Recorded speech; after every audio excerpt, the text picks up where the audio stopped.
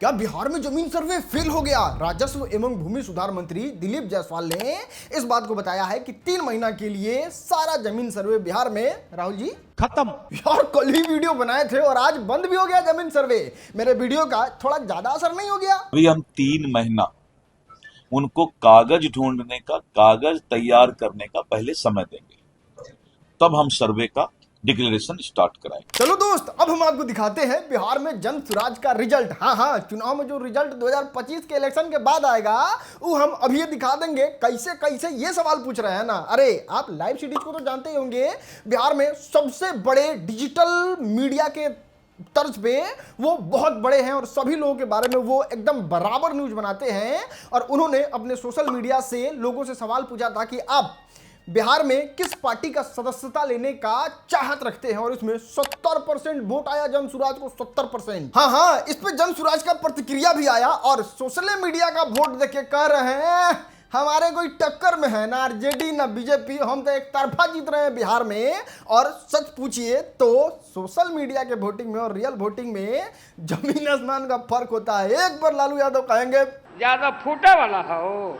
चलो दोस्त, अब बात करते हैं बिहार में बाढ़ के बारे में। और सच में दोस्त एकदम बेकाबू होते जा रहा है बाढ़। इतना ज्यादा पानी का रेला जो है वो चल रहा है। और आप यहाँ पे तस्वीर देख सकते हैं, ट्रेन जहां जिस पटरी पे चलता है पुल पे, उसके कितने नीचे पानी होता है कितना भी बाढ़ आ जाए तो। लेकिन यहाँ पे आप देख सकते हैं एकदम पटरी में सट गया है, जिसकी वजह से कितने सारे ट्रेन को कैंसिल कर देना पड़ा। इतना ही नहीं दोस्त, क्या बाजार, क्या दुकान, क्या घर, क्या हॉस्पिटल, क्या कॉलेज, क्या स्कूल, सब जगह जल जमाव और पानी पानी हुआ पड़ा है। लेकिन एक फैक्ट ये भी है कि एक जगह आधा बिहार बाढ़ में डूबा है, एक आधा बिहार सुखाड़ में डूबा है। ना ना ना ना ना, इसका मैनेजमेंट बिहार सरकार को करना चाहिए ताकि बाढ़ ना आए और सुखाड़ ना आए। चलो दोस्त, अब हम आपको दिखाते हैं सरकार का ऐसा फैसला जिसको देख के आप कहेंगे हैं ई काहे हो। और जिस तरीके से बिहार में भी लोग अति कर रहे हैं ना, आपको बहुत जल्द सुनने को मिलेगा कि बिहार में भी इसको लागू कर दिया गया। हुआ क्या है हम आपको बताते हैं। अभी से कुछ दिन पहले आसाम में परीक्षा हुआ था और परीक्षा में प्रश्न पत्र लीक ना हो इसके लिए पूरे शहर का इंटरनेट ही बंद कर दिया गया था, ताकि ना चलेगा इंटरनेट, ना पेपर सर्कुलेट होगा और ना पेपर लीक होगा। और इस चीज को देखते हुए झारखंड में भी रविवार को इस चीज को लागू किया गया और पूरे झारखंड में ना बैंक में नेट चल रहा है, ना एटीएम में चल रहा है, ना कोई ऑनलाइन काम कर पा रहा है, पूरे जगह नेट बंद है। और अब बताया यह जा रहा है कि जब भी कोई इंपॉर्टेंट एग्जाम होगा उस समय पूरे राज्य का इंटरनेट ही बंद कर दिया जाएगा ताकि पेपर लीक ना हो। खैर, ये डिसीजन सही में थोड़ा ज्यादा अजीब ना हो गया कि अपने खामियों को छुपाने के लिए सारा दोस्त जनता पे मर दो। चलो दोस्त, अब बात करते हैं पवन सिंह के नए वाले गाने के बारे में। और सच में बहुत बहुत बेसब्री से लोग इंतजार कर रहे थे कि कब आएगा हमारे पावर स्टार का गाना।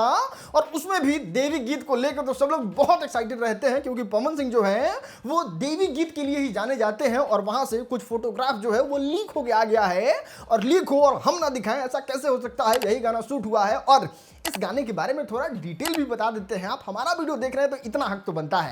देखो, ये गाना जो है ना वो मां अंबा फिल्म से आएगा, 3 से 4 दिन में आपको सुनने को मिल जाएगा।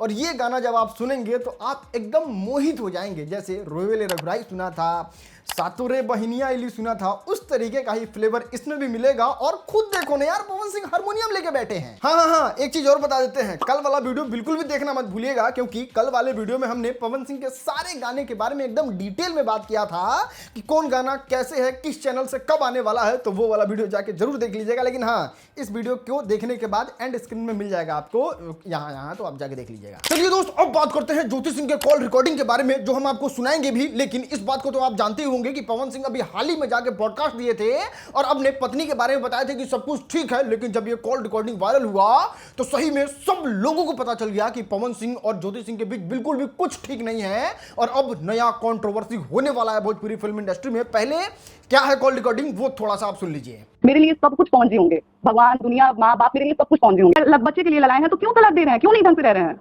आपके पवन जी के परिवार की तरफ से हमें पता चला था कि वो जो भी उनका आगे जनवरी में जो भी वो होने वाला है, शादी होने वाला है। ये कॉल रिकॉर्डिंग पूरे 10 मिनट का कॉल रिकॉर्डिंग है, जिसमें बहुत सारी बात जो है वो ज्योति सिंह की है, जिसको हम अपने फेसबुक पे अपलोड कर दिए हैं। उसको जाके आप सुन लीजिएगा। लेकिन थोड़ा सा संक्षेप में आपको बताने की कोशिश करें तो इस बात को आप जान लीजिए कि ज्योति सिंह और पवन सिंह का रिश्ता बिल्कुल भी ठीक नहीं है। और ज्योति सिंह जो है वो एकदम हर तरीके से प्रयास कर रही हैं कि हम जो है वो पवन सिंह के पास चले जाएं, जिसके लिए हम अपने माँ को भूल जाएंगे, बाप को भूल जाएंगे, पूरा दुनिया को भूल जाएंगे।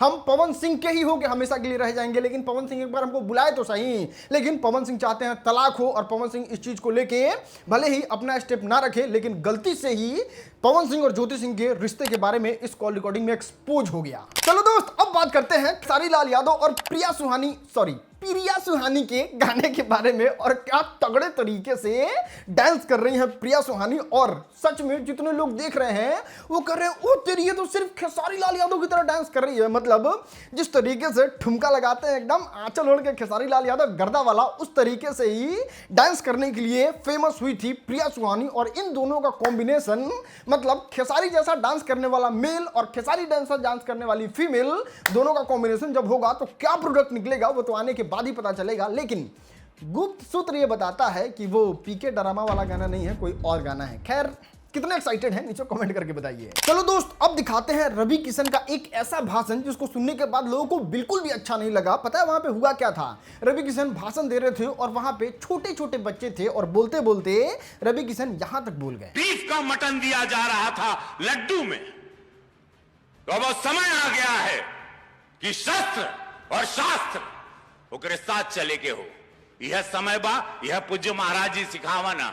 फिर भैया लोग भी इंटरनेट पे शुरू हो गए और कहा हाँ ठीक है, अपने बच्चे को विदेश पढ़ने के लिए भेज दीजिए, फिल्म में मौका दे दीजिए, अच्छा लाइफ स्टाइल दीजिए। और बात करें दूसरे के बच्चे को तो उनको बोलिए तलवार उठा लो, तो युद्ध लड़ जाओ, तो ये कर दो, तो वो कर दो। शस्त्र भी चाहिए शास्त्र के साथ। चलिए दोस्त, अब बात करते हैं नितिन गडकरी जी के बारे में, जो सड़क एवं परिवहन मंत्री हैं और ये पवन सिंह के फैन है। भाई देखो हुआ क्या, हम आपको बताते हैं। शुभंकर मिश्रा के पॉडकास्ट में इनको वेलकम किया गया था और यहाँ पे अपने बातों कर रहे थे, जिसमें बात आया गाना पे, जिसमें शुभंकर मिश्रा पवन सिंह के बारे में पूछे तो इनका क्या जवाब था, आप खुद सुन लो। मुझसे किसी ने कहा कि आपको भोजपुरी बड़ी पसंद है, पवन सिंह जी से आपके रिश्ते हैं?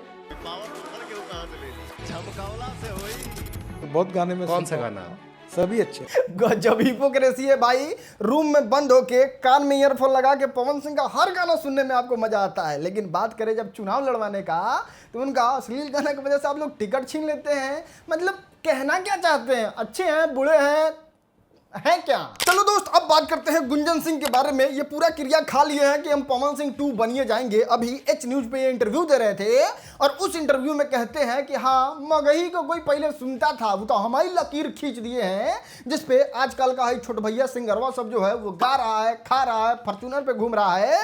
ये सब किया धराया मेरा है, यानी कि गुंजन सिंह का। और बोलते बोलते क्या बोले ये भी सुन लो। गुंजन सिंह ने बनाया है मगही को, एक रास्ता बनाए, एक रेखा बनाए जिसपे कि लोग चल रहे हैं। कह सकते हैं जिस लकीर खींच रहे हैं उसी पे रेंग रहे हैं। चलो दोस्त, अब बात करते हैं धीरेन्द्र कृष्ण शास्त्री जी के बारे में। होता यह है कि इनके खिलाफ, इनके कथा के खिलाफ एक वकील साहब जो हैं वो चले जाते हैं कोर्ट में, और कोर्ट में बोलते बोलते जज साहब से ही मतलब अभद्र तरीके से बात कर लेते हैं। और जिस तरीके से जज साहब इनको रपेट देते हैं ना, एक बार वीडियो क्लिप देखो आप। अभी उल्टी सीधी बहस करी, यहीं से जेल भेजूंगा मैं, माइंड यू, सारी वकालत खत्म हो जाएगी, समझ गए?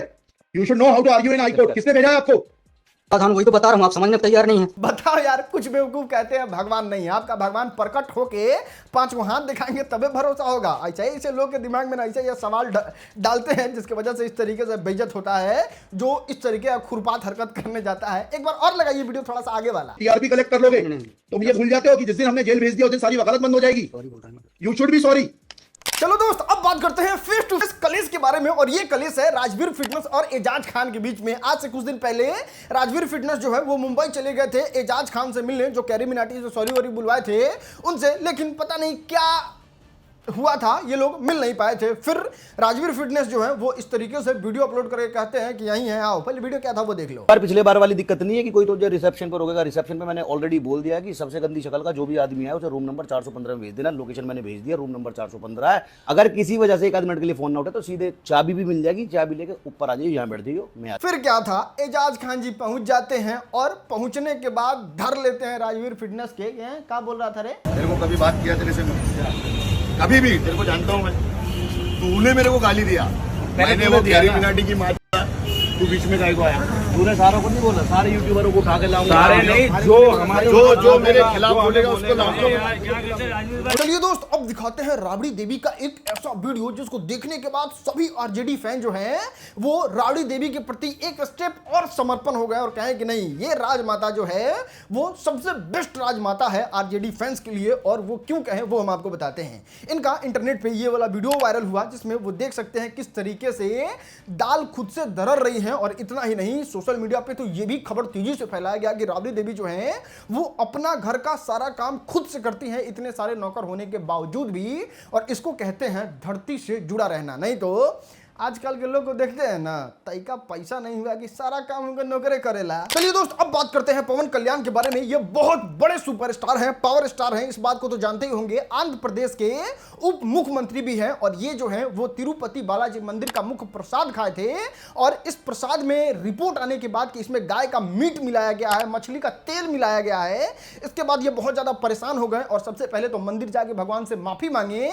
और इतना ही नहीं, 11 दिन का उपवास करके प्रायश्चित कर रहे हैं कि हमसे बहुत बड़ा गलती हो गया, भगवान हमको माफ कर दो कि हम इस तरीके से मतलब जो भी उनका प्रायश्चित करने का तरीका है वो करने का निर्णय लिए हैं। और ये इंटरनेट पर बहुत बहुत बहुत तेजी से वायरल हो रहा है। खैर, अगर बात करें बालाजी मंदिर के प्रसाद खाने का, तो वो तेजस्वी यादव की फैमिली ने भी खाया था और भी सोशल मीडिया के 1-2 इन्फ्लुएंसर ने खाया ही होगा। चलो दोस्त, अब बात करते हैं आज के तगड़े वाले वायरल वीडियो के बारे में।